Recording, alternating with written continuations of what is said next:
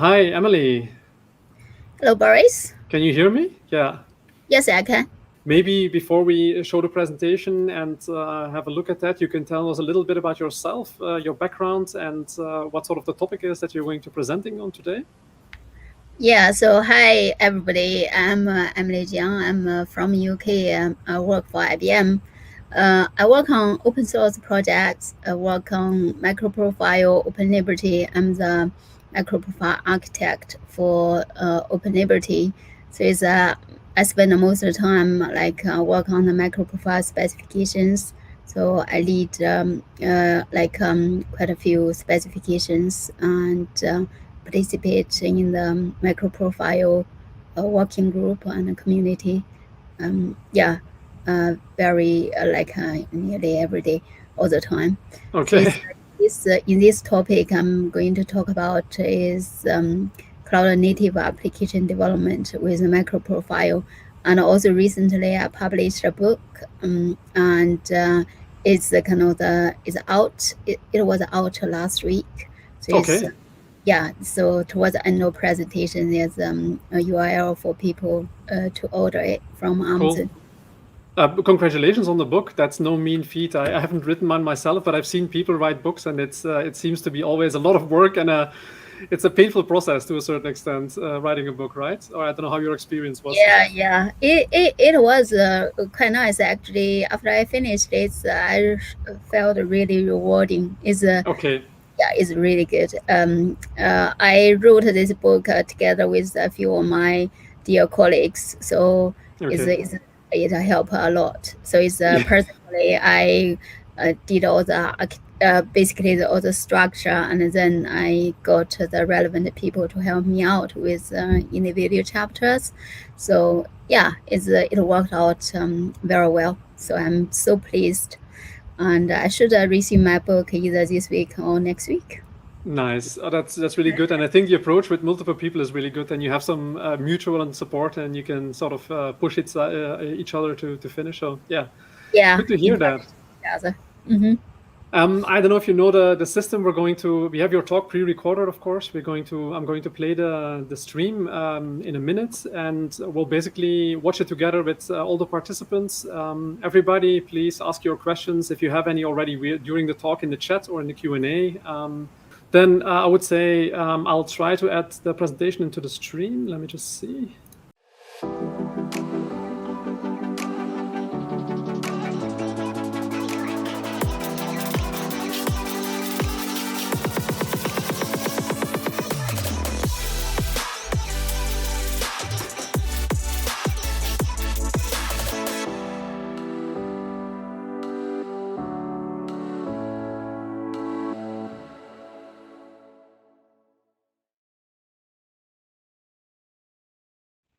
Hello, welcome to my talk of Cloud Native Java Application Development with MicroProfile.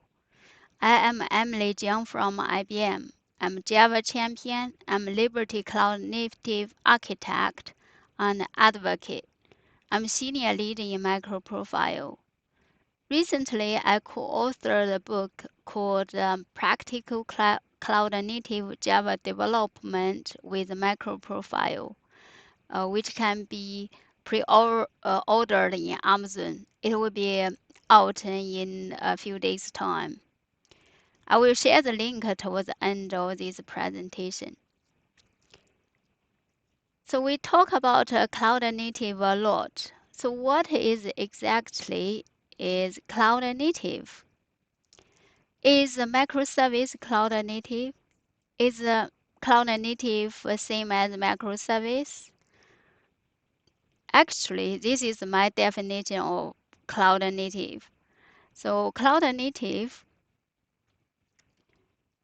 include microservices and also include modular monolith. As long as the application can perform very well in the cloud and natively, it is cloud native. So what's the cloud demand? Cloud demand a small memory footprint and a small deployment time, deployment size, and fast startup. So basically, in summary, if you want deploy your application in the cloud, you need to make sure you save money. So the application need to be small and need to be fast. In this presentation, we talk about Java application. So cloud native Java application. If you want to run the Java application, obviously you need a JVM. And you need a small and fast JVM. We have done some benchmark between Hotspot and OpenG9. It turned out OpenG9 has a smaller memory footprint, which is 60% smaller. And also its startup time is 30% faster with the configuration shared classes and quick start and etc. So with the performant JVM alone won't get your application, achieve all the good benefit in the cloud. You need to consider add a number of quality of services to ensure your cloud native application perform very well in the cloud. So first one is you should consider build a RESTful service.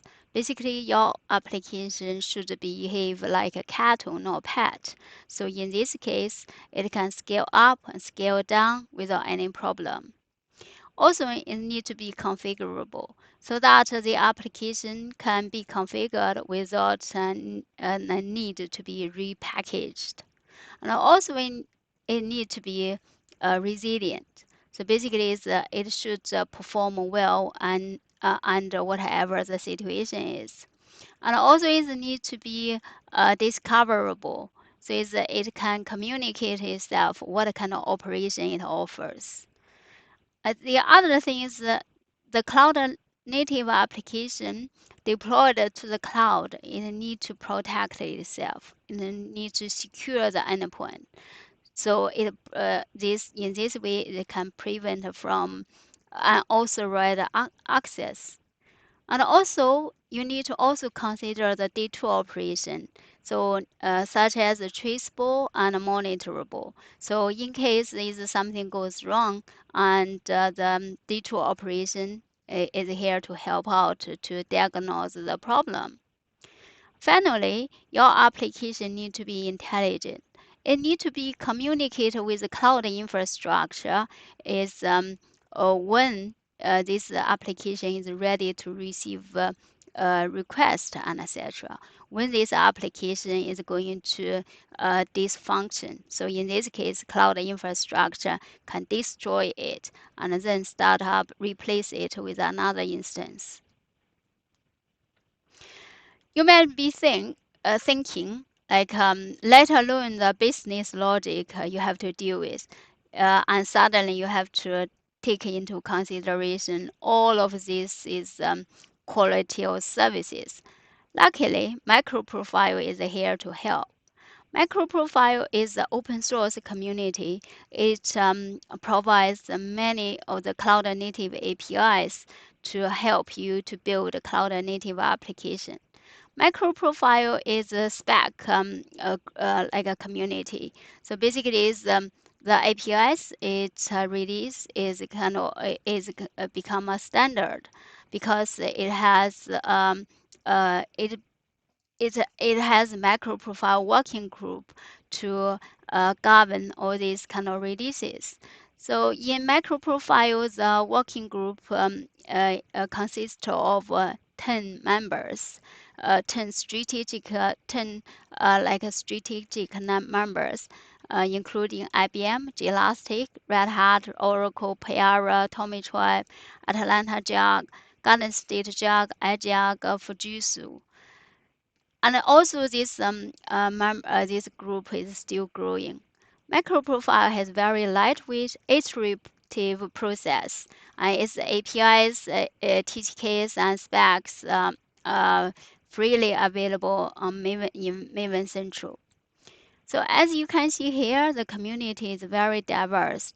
It's over 140 contributors from over like a dozen vendors and Java user groups. And also it has about dozen independent implementations. Like in IBM, we have Open Liberty, WebSphere Liberty, Red Hat has Quarkus, Wildfly, Payara has Payara, Tommy Tribe has Apache Tommy EE, Oracle has Halidon. There's others like Apache Launcher, Cumulus EE, Hammock, Piranha, Apache Geronimo, and etc. So this is the kind of the timeline for the MicroProfile releases. Roughly, it has 3 releases per year. And the current release in MicroProfile was done in July about MicroProfile 4.1. So it has updated version of MicroProfile Health to align with Kubernetes, the new release of the support of the addition of the startup probe. At the moment, we are working on the MicroProfile 5.0 release, which is aligned with Jakarta EE 9.1.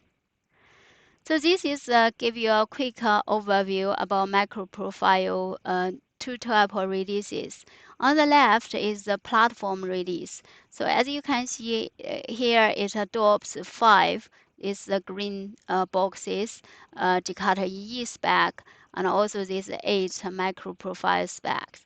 On the right-hand side, like reactive stream operators, reactive messaging, context propagation, GraphQL, LRA. This is recent specifications. So they are part of standalone releases. It's not being merged to the platform releases as yet. So I have, briefly mentioned all the MicroProfile like specifications. You might be wondering how to get started. So we have MicroProfile Starter, so you can directly access start.microprofile.io. You can create, we only recently released the support for both Maven and Gradle. You can choose whether you want to use Maven, Gradle, and any version under the runtime you are interested. And also we have VS Code extension pack. So you can create like a cloud native application with MicroProfile directly in the IDE. Similarly, we have this support for the IntelliJ as well. As I mentioned earlier, in the MicroProfile, implementations, there's about dozen implementations. Many of these implementations also got a starter. Like in Open Liberty, which is I'm working on, is also it has the Open Liberty starter. Open Liberty support both Jakarta and MicroProfile, so you can even specify. Actually, you create this application.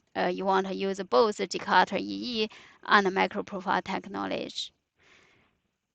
I'm going to do a demo. In this demo, I want to use like a VS Code MicroProfile extension to directly create a couple microservices or cloud native applications, and then is service A directly call into service B. So I can use the IDE. I have the extension pack installed. Use group ID is the artifact ID. I just say talk. And then the version I do 4, and the runtime. So this list all the runtime support MicroProfile 4. I choose Open Liberty, and then I choose Java 11. I choose Maven, and then I choose all of them, like all the spec I want. So I want to generate to the demo workspace. So you can see here is both service A and service B was created. So it's let's have a quick look at the POM. So you can see it's Java 11, and also you can see the use MicroProfile API 401, and also the Liberty or the Liberty Maven plugin and etc. And also in service B, you can see actually it has one endpoint. So basically it's a service controller. The other one this is JAX resources. The other one is secured. You can see is rows allowed is protected. Let's quickly have a look at this one. You can see here is do something and then pass in a pass param.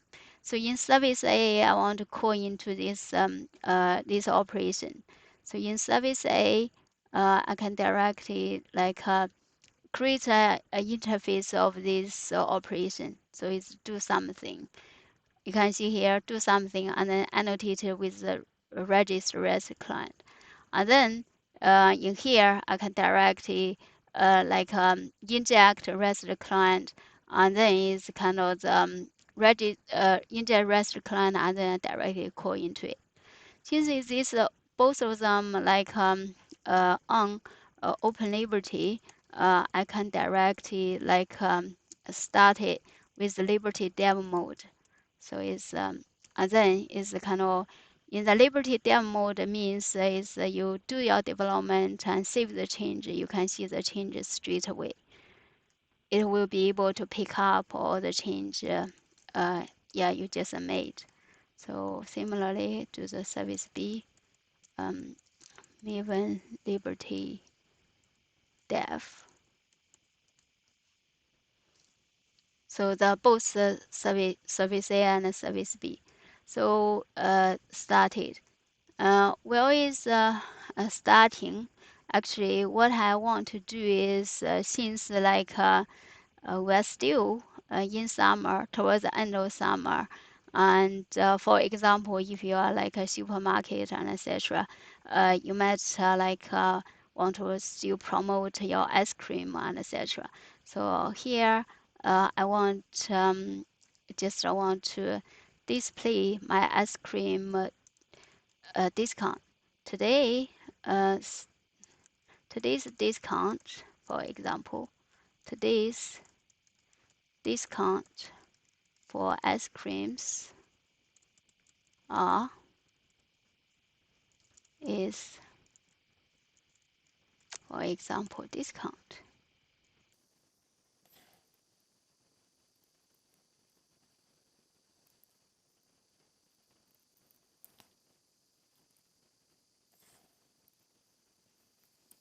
This discount.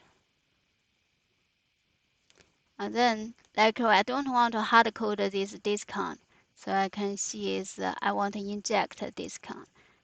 Add inject, I want to use MicroProfile config. So I can say config property and I will say name. Maybe I specify discount somewhere. I say this is int. And then I save it. Let's go to here.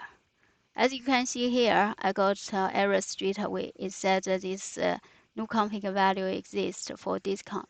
Yeah, obviously I haven't specified any value as yet. So here, I can specify value in the MicroProfile config dot properties. I can say discount. I will say okay, 10% discount. And then it's happy. And you can see his endpoint in 9080 localhost 9080. Let's go there. Localhost 9080. So here the this endpoint directly call into service B. So here you can see it straight away. Today's discount for ice cream is 10%. So the other thing is kind of the in the config, in the project development, you have different phases. You can have a development and also test, and then also prod. Actually, it would be nice to have the config to directly support that phase. Actually, in MicroProfile config, we also introduced project profile aware properties, like name convention is the percentage, and then the profile, and then dot discount. If I say dev stage, I want to discount the 20%. And then the test stage discount is 30%. Actually, in the production, actually I want to discount to be 50%. And then also there's I can specify which phase I'm on. I can say np.config .profile. Actually, at the moment is dev. I can see, so I can save that. So now I expect this discount is 20% to be used. Let's see. See, as you can see, it's 20%. So this is the kind of the directly call into the service B as well. So you can see process parameter value. So let's directly verify actually is indeed call into this service B. So you can see here is, I can see, okay, service B. I added in the service B. So let's go back here. Yeah, so you can see the service A directly call into service B. So next, I want to demonstrate actually is create a resilient microservice A, cloud native application A. So let's put some bug in service B. So it's sometimes is slow, and then sometimes is through error message. So let me directly add some bug inside. So it's sometimes is sleep, and then is sometimes is kind of the through exception. So let's demonstrate that. So go here. You can see count 1, count 2, and then the third time is very slow, and then is again, and fifth time is stopped. It does not work. So in service A, how can you create behave well, return a good response to your client no matter what? So because this is real, I mean, sometimes it's a real requirement. Sometimes you couldn't fix the backend. It may not be that backend may not belong to you, and you has no control. Over it. So you have to fix yourself to be able to always return a good response to your customers. So MicroProfile for tolerance is here to help. You can add at retry, and in this way, is if something doesn't work, it will just directly do retry. So with this retry, and it should always work without any problem. So 7, however, is still see the slowness. So it's but one thing at least you can see 11, and then 12 is very slow, and 13, 14, and 15 is very slow. But you don't see the error message anymore, because if you get an error message, it directly does another retry. So next, let's fix the slowness. In order to fix the slowness, you can directly use a timeout. You can see here, if you don't return within 200 milliseconds, I want a timeout. I'm not interested in the result anymore. So in this case, you will get timeout exception and then trigger the retry.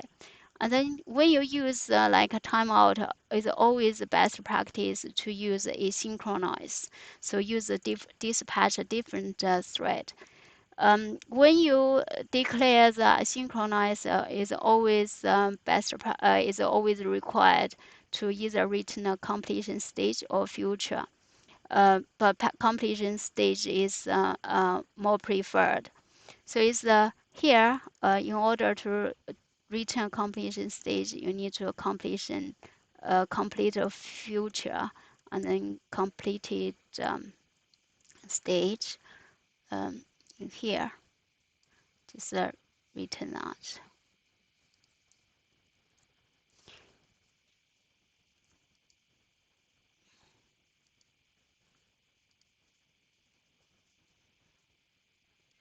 With we need to completion stage, so need to import that. Let's save this one. Now let's go back here. You can see here it doesn't like cost a long time to return that result. So basically, if it's something not working, is you didn't get a result within 200 milliseconds, it will time out, and then it's trigger a retry. The other thing is always the best practice to declare the fallback. For some very important the operation, you should always provide a fallback method. So in this one, if we create a fallback method, so we need to specify this my fallback with the exactly same signature. So here, obviously, you don't want to call into that operation anymore. You will do an alternative. Maybe this is my fallback. Just do a string. In the bank, for example, maybe this is you can directly call into the cache to return a response if you couldn't check your balance, for example. So this is a demonstrate how to create like a resilient microservice. The next thing I want to show you is the health. So in here, you can provide liveness like a check and also readiness check. So you can, I mentioned earlier, implement the health check.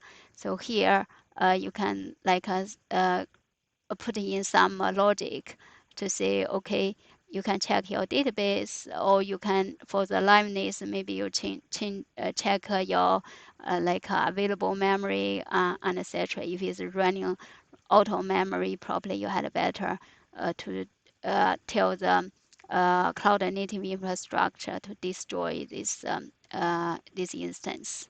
So again, for the readiness, again, you just implement a health check. So let's go back here. It automatically have the endpoint like localhost, then it's and /health and /live. So you can directly see this JSON response. So the other thing is you also automatically have some metrics. So it's automatically you got the garbage collecting, and also is also the method invocation like JAX-RS, and also has a kind of the method time and etc. is all kind of the metrics will be displayed. If you want to add additional application metrics, you can add you can add the annotation from MicroProfile metrics. For example, simply timed, and then you can see, okay, name, simply, for example, you save it. So let's go back here. Let's invoke this endpoint, and then you can see these metrics. You can see these metrics, simply metrics, give you the counter and give you some gauge. Also, I want to mention is all the fault tolerance also have some metrics as well, and tell you how many times been timed out and retry and etc. So these are all metrics. So these fault tolerance metrics is in the base metrics, and the application metrics is a metrics you use the MicroProfile metrics API directly to create it. So the next thing is the documenting your cloud native application. For documenting it, so there's an endpoint like OpenAPI. So it's now is all the endpoint is automatically being documented without needing any additional information. Also in OpenLibrary, because we are on OpenLibrary, and also you got this UI endpoint. So the one we always access is this one. So automatically we'll document like the parameter and a return type. If you want to add additional documentation, and you can use a MicroProfile Open API, like Open API annotation directly, to add some additional documentation. For example, let me directly add a response type, response code, what for means, what 200 means, what this operation is about. And then let me also organize the import. Let me save this one. Let's go back here. Let's refresh it. So you can see here, it directly pick up return code 200 means, 404 means, and also this operation means. So that is about MicroProfile Open API. This next thing I want to quickly show you is the open tracing. So I have a Jiang client automatically, running in the background. So it's let me go to the that endpoint. So it's that will be on the local host. So the Jiang client. So this is a talk service. So you can see it's today. So you can see all this trace span is correlated. You can see here is how much time is spent on the backend to do something. So this is about the MicroProfile open tracing. The next thing I want to show you is how to secure your microservice. So it's, let's quickly go back here. Say that again. For this, the service B as a secured user, only allow the role protected access this backend.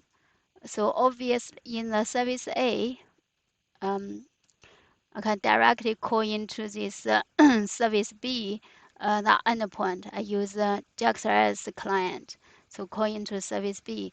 And in here, I can pass in the jot. In this jot, obviously, I need to pass in the user ID and also pass in the groups. So in this jot, here I created this jot is a token, JWT token, and UUID, and also the initial time, experiment time, and also additional claim like a customer value is Jesse specific value, and then the user. The group and it's actually belong to user and protected. So in this token, my service A should be should be allowed to access this backend. So let's go back here. So this is a GWT secure. As you can see here is directly access the service B protected resource customer value is so JSON specific value. So let's go to the service B to have a look. So this is directly is the service B. If I say service B. And then this is a customer is directly custom value. So this is the actual claim. So that's directly point out the value. So here you can see it is directly from service B. Actually, it's in the MicroProfile JWT, you can also even inject the JSON web token. You can see, you can even see what a token is like. So you can see here, I can see token. Then I can print out this token, token dot get a raw token, for example. So here, let's go back here, see. So you can see here is a token. So you can actually, This is encoded. So you can go to the JWT the IO, and you can decode this token and figure it out. So this is decoded, so it's a RS256 algorithm, and you can see the like customer value is this group is user protected. So that's why it's allowed to access this backend. So that's a quick run through the MicroProfile JWT. Let's go back to the slide again.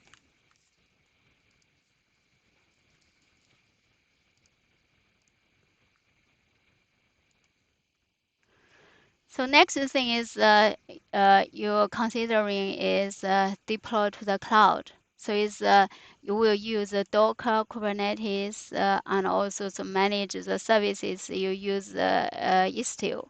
So it's obviously you use Docker to like containerize your application, and also Kubernetes has the Kubernetes config and a secret, so allow you to store the configuration. So you can see create a config map, and then you can like map the configure map to like as a environment variable, and then you can make this config map available to your application. So it's this greeting and directly get the greetings. So the next thing is the health. I mentioned earlier that MicroProfile health has 3 endpoints. That's directly like mirror the Kubernetes props. The Kubernetes has readiness prop. You can directly feed in the /health/ready, and liveness prop /health/live, and also the startup prop /health/started.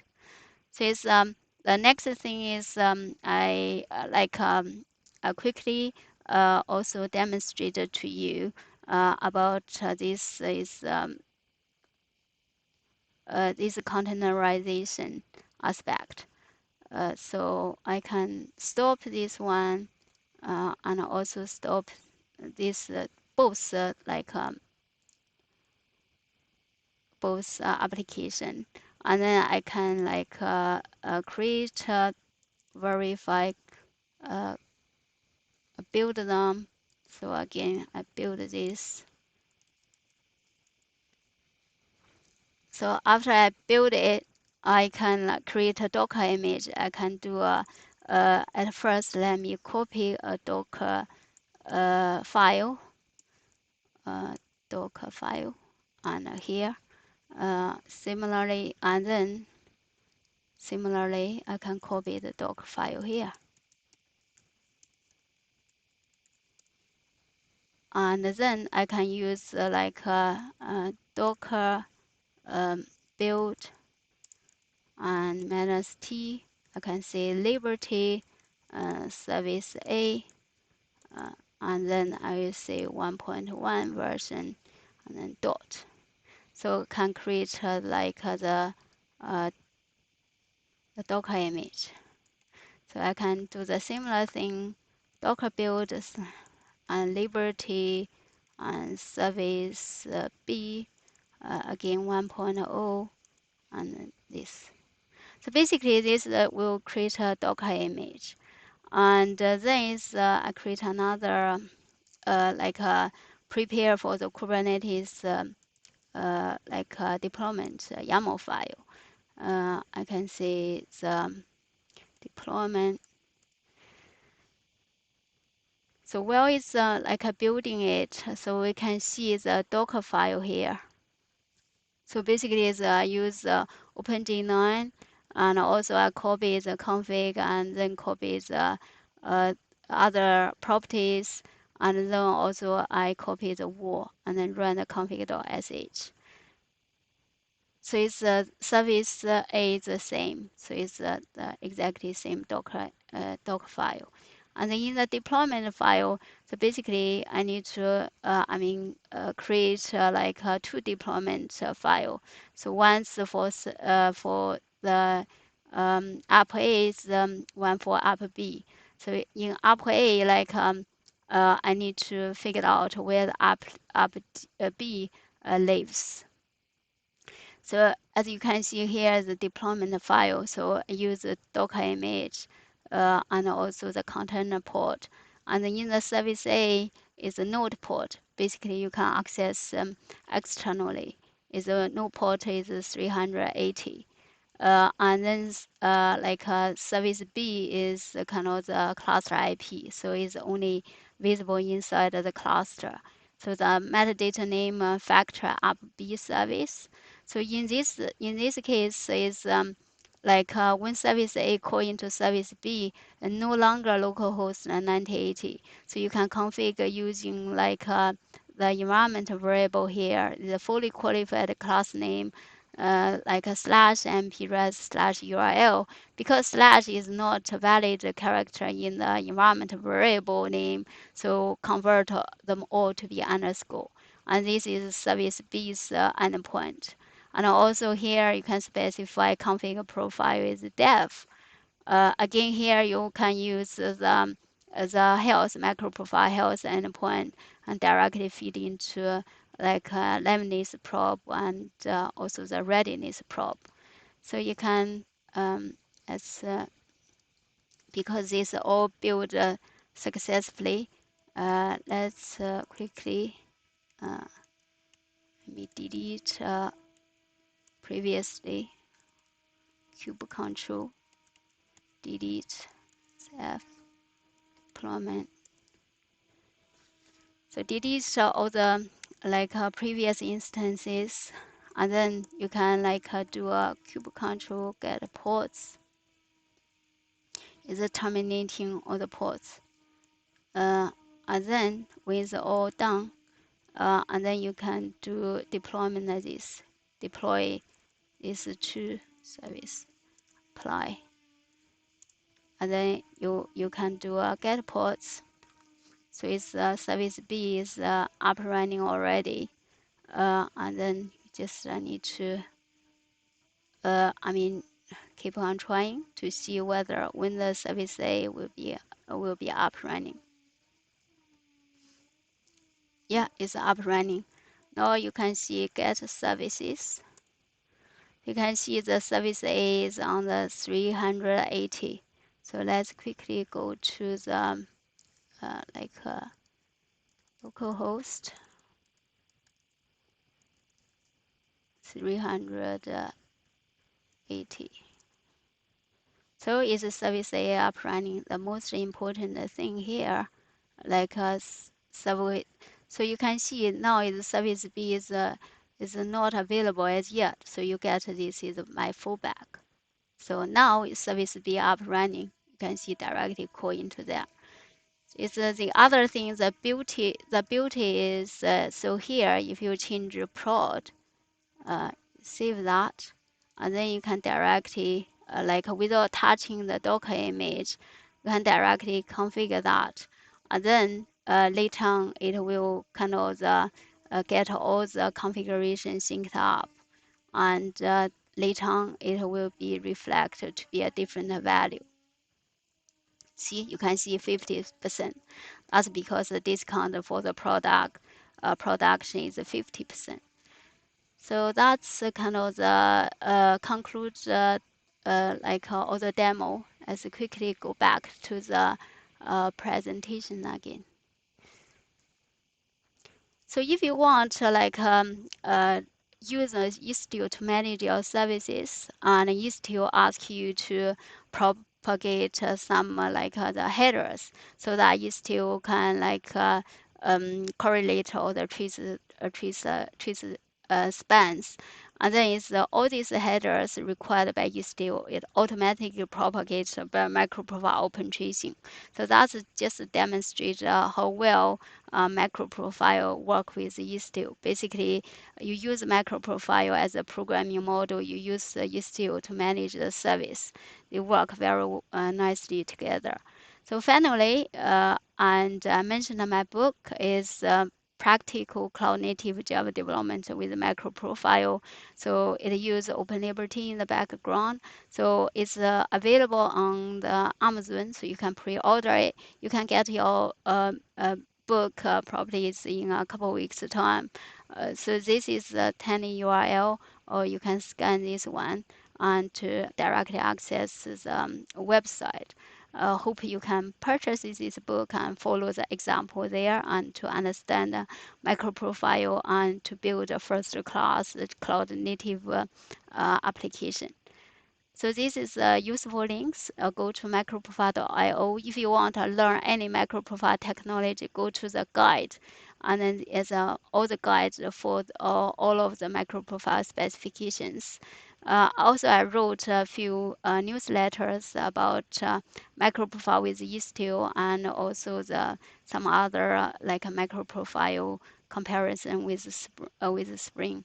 So this again, this is the Amazon link for order the book I co-authored recently.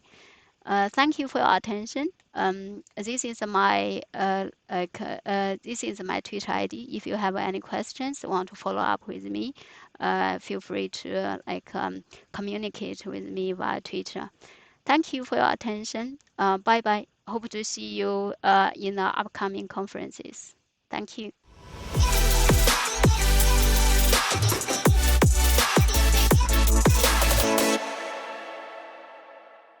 Yeah, hi Emily. Thank you very much for your presentation. Thank you. I love that you did it with a live demo. That was really clear and very interesting to follow all the steps and to see everything working together and live in action. Thank you. Yeah, it's I always like to do some demo so people know what I'm talking about. Exactly, yeah, because they can be very abstract, and I thought this was extremely concrete and very clear what the benefits are. Maybe before we get started, I've written down some questions, and I also gathered some things from the audience that we still want to answer. But when I saw MicroProfile, I'm not very familiar with typical cloud native or microservice development, but with MicroProfile, I had to think about Java GRE profiles. Like there used to be these ME and CE profiles, or like reduced versions of the JDK on GRE. Does this have anything to do with that, or is it completely separate in this case? Yeah, it's completely separate. So this is we build on top of Java. So basically, this is another high level. So we utilize the whole Java and all the APIs. And now we develop like on top of it and abstract it, and basically utilize like some Java technology, but it's more geared towards the application. So more geared towards the cloud native application. It's like, you are going to do the cloud native development, and what kind of things you need to consider. So basically, this is the API directly available to you so that you can use it, so that you can concentrate on your business logic instead of worrying about all the security, all the metrics, or the how can I debug my problem, and etc. Yeah, I was very impressed with the standard solutions, right, for all those typical questions and things you need to solve. Like you have something for configuration. There's I found the tracing impressive as well, the retry semantics and all that stuff. So that's, I mean, if it is composable like it's shown in the example, then that's a really benefit, right? To have that inside the runtime somewhere, and to just be able to annotate the application with that info. Regarding the MicroProfile, we have a question from Srikant. He's asking, can it be used with, I think he's talking about the IDEA, so IntelliJ IDEA, which IDE you use. So if you can use a different IDE, which I assume you can do. And in Java 8, he asks if Java 8 is a possibility, or does it require Java 11? It's Java 8. Java 8 is kind of, at the moment, API is all compiled with Java 8, but you use Java 11, and it will work with the new Java, even Java 17. In OpenLiberty, like we certify against Java 8 and Java 11, and also working towards on Java 17. So it's kind of basically the API, the compiled Java 8, but it can run in the new Java. Yeah. Right. And I assume the IDE doesn't matter, right? Oh, yeah. In IDE, you can use any IDE, Eclipse. In my demo, I use VS Code, and also like you can use IntelliJ And for VS Code and IntelliJ, we even have the plugin. So in my presentation, I directly use the VS Code plugin. So I installed the MicroProfile plugin. I just directly create my cloud native application inside my the IDE. You can do the same thing in IntelliJ as well. If you use Eclipse, maybe you have to use start.microprofile.io to create like either a Maven project or the Gradle project, and then you import into your IDE. It's not it's IDE agnostic. I was quite impressed with the Visual Studio Code integration. Is that the standard Java package for Visual Studio Code that you're using, the extension? The Red Hat one, I think, right? They have contributed something to Visual Studio Code? The Visual Studio Code extension pack is this one is directly from IBM. So it's basically a few of my colleagues directly created this VS Code extension pack. VS Code MicroProfile extension pack. So this is there's another project called MicroProfile Starter. So I'm a part of it. So it's basically we create APIs, and also we actively work on it. And then it's and then a few of my colleagues from IBM and basically utilize the MicroProfile Starter API and then directly use the VS Code plugin framework and directly create an extension pack. Okay. Cool. Yeah, and the IntelliJ is I think it is one the community member create IntelliJ like a plugin. Also, IntelliJ also is have their own the plugin available in the enterprise edition. All right. You already answered Pierre Henry, but I just wanted to repeat it because it may be interesting to everyone. He asked about Quarkus and MicroProfile, what the connection is there, and you answered that Quarkus is one implementation of MicroProfile, apparently. I didn't even know that, so it's interesting to know. So they also implement, how is it with implementations? Do they have to implement all the specs, or are there like subsets that they implement, or what is that typically like? Yeah. Quarkus implemented the whole spec MicroProfile platform releases, and also the similar to OpenLiberty, we also implement the MicroProfile platform releases, and also there's some other implementations like Piara, like Helidon. I think Helidon implements MicroProfile 3.3 release. I'm not sure. Maybe they are working on the 4.0. No, but OpenLiberty implement the latest MicroProfile release which is 4.1 version, and also Helidon and Piara, and also Cumulus EE, and also is the Apache Geronimo, and Apache Launcher also implement some of them. I think some of the MicroProfile specifications. That's a lot of choice. I mean, I think it's good, right? On the one hand, that's what you want to achieve, I suppose, with such a specification that many people implement it and you have a lot of choice. Yes. But we have Pierre asking a follow-up question. He's asking, what implementations of MicroProfile would you recommend, taking into account maturity, stability, completeness, performance, community? Is the interoperability good? Like, I assume, can you write your service for OpenLiberty and then deploy it maybe on, I don't know, another implementation without any troubles? How do you see that? Yeah, so it's obviously this is probably biased. I work on OpenLiberty, so it's I highly recommend OpenLiberty.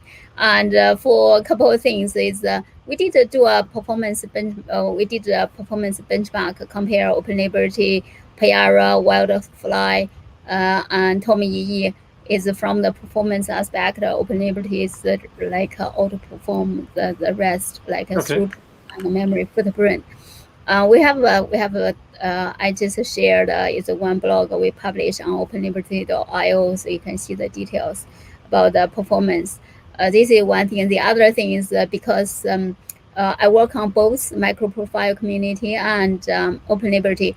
Actually, it's in the MicroProfile 4.1, I'm driving the release using OpenLiberty as a compatible implementation, because before we can release the a MicroProfile, we need to verify is everything is working as Right. designed. So that's why we need to make sure is one implementation, at least one open source implementation can pass through all the TCKs successfully. So in the Right. MicroProfile 4.1, we use OpenLiberty, we beta the driver, and then we run through all the TCKs and prove, yeah, that's good, that's good release. And then we publish the MicroProfile 4.1. At the moment, I'm doing the similar thing for the MicroProfile 5.0. Is the upcoming release. Basically, that will be aligned with the Jakarta EE 9.1. So if you have heard of the JavaX and Jakarta namespace, so Yes. this is kind of the from this driver forward, you will be able to use the Jakarta. Okay, because that's a big change. I mean, a lot of people are probably facing that transition to move to the new namespace, and so it's going to be quite a bit of work. Or hopefully not too much work, but yeah. You mentioned that MicroProfile itself also leverages a bunch of Java EE specifications, right? Like you have JAX-RS in there, and I think a few others. Does a MicroProfile compatible implementation also have to be a full Java EE implementation, or is it sort of only the subset that's needed?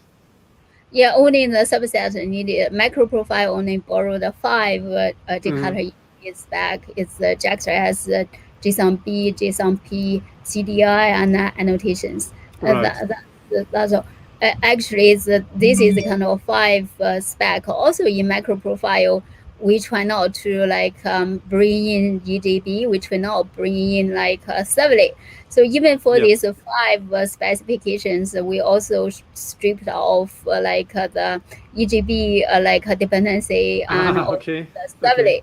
So it's at the moment is kind of for the modern a framework such as Quarkus is kind of we are not saying okay you must support EJB, and so that's why it's at the moment in Jakarta EE we are trying to rework CDI and to make sure the EJB requirement or the some session scope is no longer a part of the basically. It's split up into a core. Is for the core. The other one is extended. We call it the CDI core light. The other one is called the CDI full. So all the kind of the OpenLiberty, we support all of the CDI. In Quarkus, maybe they just interested in the CDI light. So interested in the build time, the extension and etc. So that's why it's kind of the. At the moment, when you certify against the MicroProfile release, it's only the MicroProfile TCK you need to pass, and then it's kind of to your best effort, and you need to pass some JAX-RS and CDI and JSON-B and JSON-P and annotation. That's very interesting because those specs that you mentioned from Java EE, for me, those seem like the core interesting specs that you typically would also use in a Java SE application where you say, I want to use REST and I want to use dependency injection and all those things. Then you would typically just use those bits from Java EE because they are, I don't know, it's a bit judgmental, but the most useful. And then I think it seems like MicroProfile is extending that with some very useful cloud, or maybe not just cloud, but deployment specific specs that people always need in deployment. So really interesting. I look forward to dive a little bit deeper into that topic, Emily. Yeah, great. Feel free to reach out if you have any good ideas and etc. We are seeking innovation ideas and then trying to grow the community and etc. It's completely open. So for all the attendees here, if you have any free time, please feel free to join in the MicroProfile Google group and bring in ideas, and then we innovate together. Nice. That's, I think, is a perfect note to close out this session. I think we have no open questions from the audience. Emily, all that remains is to thank you for your time and your presentation. It was really interesting, and I hope to see you back here next year. Yeah, I hope so as well. Hopefully next year will be a face-to-face. Yeah, me too. Last minute become virtual. So,